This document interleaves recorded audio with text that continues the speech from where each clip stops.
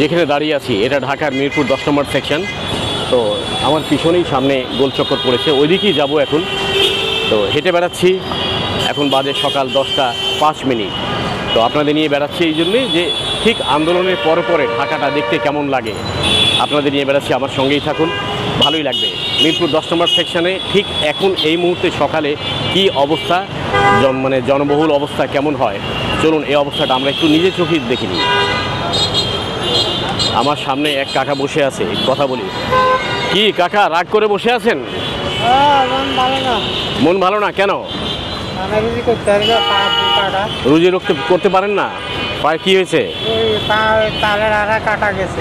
তারে কাটা গেছে, এই জন্য রুজি করতে পারেন না। এমনি ডেলি রুজি কেমন হয় আপনার? সকালে 100 টাকা কামাইছে। 100 টাকা কামাইছেন? তাহলে তো ভালোই আছেন মোটামুটি। বাড়ি কোথায়? হ্যাঁ, নোয়াখালী। আচ্ছা, আপনি বড় ভাই কি নাম আপনার? আসসালামু আলাইকুম। হ্যাঁ, শফিজুল। বাড়ি কোথায়? হ্যাঁ, পঞ্চগড় থেকে ঢাকা এসছেন, ওখানে রিক্সা চালান না কেন? ওখানে চালান না কেন? ও, ওখানে এরকম হয় না, তাহলে রোজগারটা ঢাকাতেই ভালো হয়। পঞ্চগড় থেকে ঢাকায় আসা, কারণ রোজগারটা এখানে ভালো হয়, তাই এখানেই উদ্দেশ্যে চলে আসা। আসলে রুটি যেখানে মানুষ পাবে সেখানেই তো যাবে। চলুন সামনে আরও কিছু আছে, আমরা একটু দেখে নিই।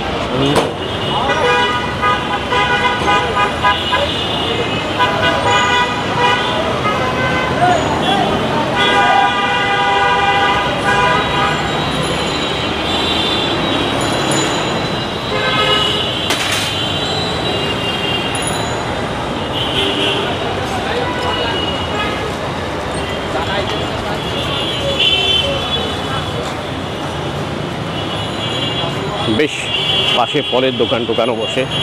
বাবা, তালও বিক্রি হচ্ছে। কি বড় ভাই কেমন আছেন?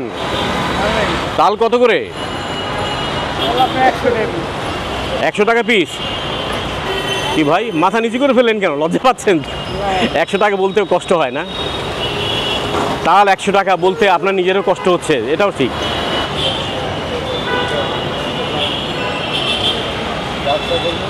আসসালামু আলাইকুম, কেমন আছেন বড় ভাই?